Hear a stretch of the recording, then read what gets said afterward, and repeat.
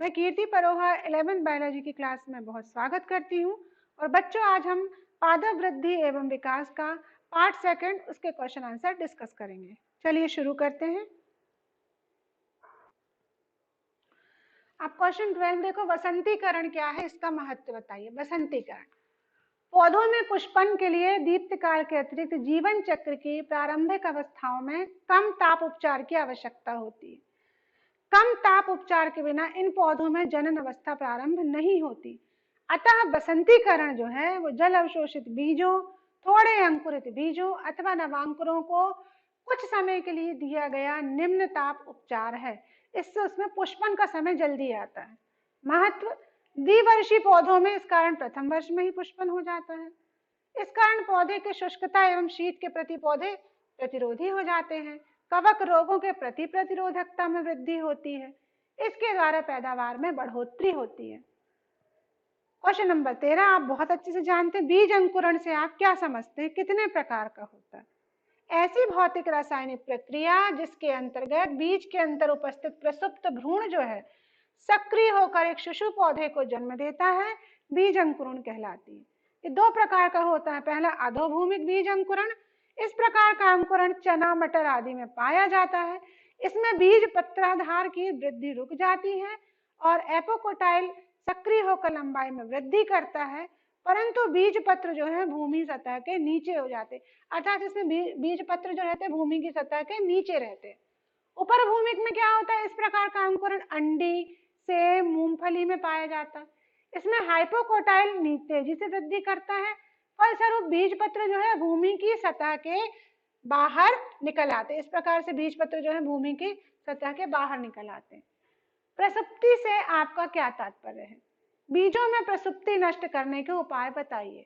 किसी पौधे अथवा उसके किसी अंग विशेष के जीवन चक्र की अवस्था जिसमें उसकी क्रियात्मक वृद्धि अस्थायी रूप से रुक जाती है, सो जाता है, वो उसको प्रसुप्ति कहते हैं। मैं समझने के लिए बोल रही हूँ। बीजों की प्रसुप्ति को नष्ट कैसे करेंगे? यांत्रिक विधियों द्वारा, कठोर बीज के कवच को तोड़कर या खुरच कर। दूसरा, बीजों को कम ताप पर उपचारित करके। तीसरा, बीज तेज प्रकाश में अंकुरित होते हैं, अतः उन्हें तीव्र प्रकाश में रखकर उनके भ्रूण को सक्रिय कर सकते हैं।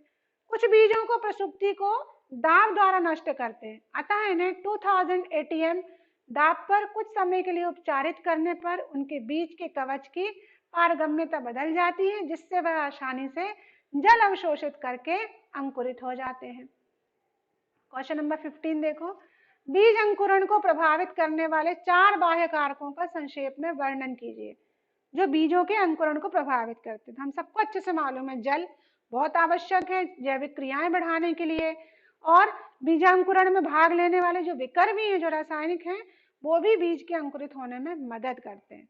प्रकाश, अधिकांश बीज प्रकाश में अंकुरण नहीं करते, लेकिन कुछ बीज प्रकाश में अंकुरण करते हैं। तीसरा, तापमान। प्रत्येक पौधे के लिए एक अनुकूल तापमान की आवश्यकता होती है। चौथा, ऑक्सीजन। ऑक्सीजन अंकुरण के लिए बहुत आवश्यक है, जो अंकुरण के समय वातावरण से प्राप्त होती है। नेक्स्ट देखते हैं, पादप हार्मोन से आप क्या समझते हैं? प्रमुख पादप हार्मोन्स का वर्णन कीजिए। पौधों में कुछ ऐसे पदार्थ जो उनकी प्रमुख जैविक क्रियाओं को प्रभावित करके उनकी वृद्धि को नियंत्रित करते हैं, पादप हार्मोन्स या वृद्धि नियामक कहलाते हैं। ये पौधों में अति सूक्ष्म मात्रा में बनते हैं। इनके निर्माण स्थल मुख्यतः प्ररोह शीर्ष, मूल शीर्ष जैसे विविज्योतिकी क्षेत्र हैं। यहाँ से वे दूसरे स्थान में वृद्धि एवं विकास के लिए भेज दिए जाते हैं। ये कौन कौन से हैं? पहला है ऑक्सिन। इसे सबसे पहले मनुष्य के मूत्र से निकाला गया। ऑक्सिन ग्रीक भाषा का शब्द है जिसका अर्थ है वृद्धि करना। पौधों में सामान्य रूप से पाए जाते हैं, लेकिन इनकी सांद्रता सक्रिय रूप से वृद्धि करते हुए ऊतक क्षेत्रों में अधिक होते हैं। ये वृद्धि शीर्षों में पाए जाते हैं। महत्व क्या है? ऑक्सिन पौधों कोशिकाओं के दीर्घन के लिए, पौधों में शीर्ष प्रभावित करके ऑक्सिन बनकर पार्श्व कलिकाओं की वृद्धि को रोकते हैं। दूसरा, कलम लगाते समय ऑक्सिन के घोल में डुबाने से उसमें जड़ें शीघ्र उत्पन्न होती हैं। खरपतवारों को नष्ट करने में, अनिषेक फलित फलों के निर्माण में, आम के बगीचे में कच्चे फलों को झड़ने से रोकने के लिए भी इनका उपयोग किया जाता है। कुछ ऑक्सिन के प्रयोग से दुर्बल तने वाले पौधों को मजबूत बनाया जाता है, जिससे फसल तेज हवा में गिरने से बच जाती है। दूसरा है जिब्रेलिन्स। यह पौधों की लंबवत वृद्धि में क्या करती है? बढ़ोतरी करती है।